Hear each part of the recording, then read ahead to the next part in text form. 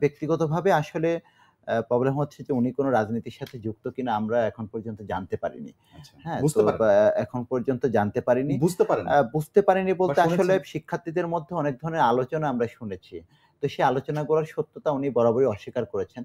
আসলে উনার মতো একটা জায়গা থেকে উনি বারবারই বলেন যে, "আমি একজন অরাজনৈতিক ব্যক্তিত্ব।" তো এই যে জাতীয় অরাজনৈতিক আমরা রাজনীতিতে কিন্তু একটা বিষয় অরাজনৈতিক ব্যক্তিত্বের কথা বলছেন শিপন আপনি। আপনি আর গত কাল পরশু ৩ দিনের ৪ দিনের যদি সবগুলো পত্রিকা দেখেন, আপনি উনি কোন সংগঠনকে মদত দিচ্ছেন সেগুলোর নাম লিখেছে। হ্যাঁ, আপনি এগুলো আমি আমি পড়েছেন আমি কিনা? আমি সেটা বলতেছিলাম যে কেউ যদি নিজেকে নিরপেক্ষ ঘোষণা করে, আমাদের একটা প্রচলিত কথা আছে যে, জীব বা পাগল ব্যতীত কেউ নিজেকে নিরপেক্ষ ঘোষণা করার কোনো সুযোগ নাই।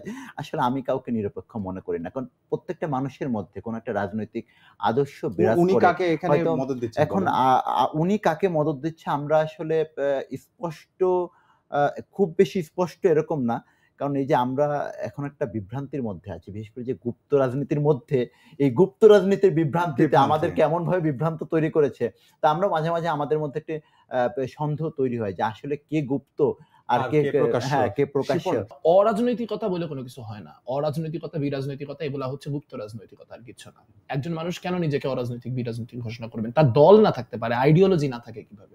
মানে তিনি তো নিশ্চয়ই চিন্তা করেন তিনি একটা সামাজিক বিজ্ঞানের একজন মানে এত বড় অধ্যাপক এবং তার পলিটিক্যাল ওপিনিয়ন গুলা কি এটা একটু শুনেন। এই যে শিপন ভাই এবং আমি এখানে বসে আছি। আমরা যখন মিটিং এর কথা বলি তখন আমরা এর থেকে আরো অনেক বাজে ভাষায় তাকে একটা পক্ষপাতের দোষ দেই। এখানে যেটা হইছে যে আমাদের এট দিস পয়েন্ট আমাদের লজ্জা লাগতে শুরু করছে। আমাদেরই তো ভিসি, আমাদেরই তো প্রক্টর।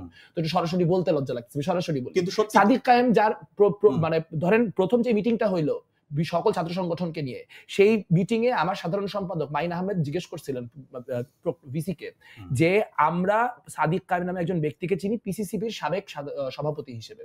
তাহলে আপনি যে আমরা এখানে এত মানুষ ছাত্র রাজনীতি করি, এত মানুষ সাংবাদিক, আমরা কেউ জানি না ছাত্র শিবিরের সভাপতিকে, আপনি তাকে ছাত্র শিবিরের সভাপতি হিসেবে কিভাবে ডাকলেন? তার মানে আপনি পূর্ববর্তী সময় থেকেই জানেন এবং ঠিক ওই দিনই সাদিক কায়েম ছাত্র শিবিরের সভাপতি হিসেবে আত্মপ্রকাশ করেন। ফলে প্রশাসনের সাথে শিবিরের যে একটা অন্তরঙ্গতা রয়েছে এইটা একদম জলের মতো স্পষ্ট।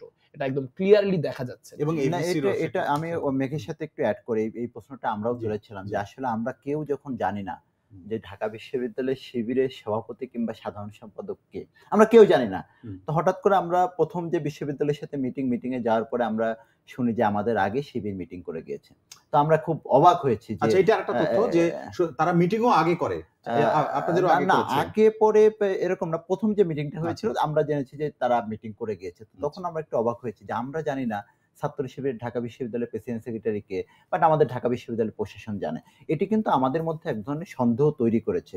এছাড়া আমরা নতুন যে ছাত্র সংগঠনটি হয়েছে তাদেরকেও প্রশাসনের কাছাকাছি বিভিন্ন সময় দেখেছি যে বিভিন্ন ধরনের সিদ্ধান্ত বাস্তবায়নের ক্ষেত্রে বা তাদের সাথে সেটি আমরা ইতিবাচক হিসেবেই নেই। যে কেউই যেতে পারে।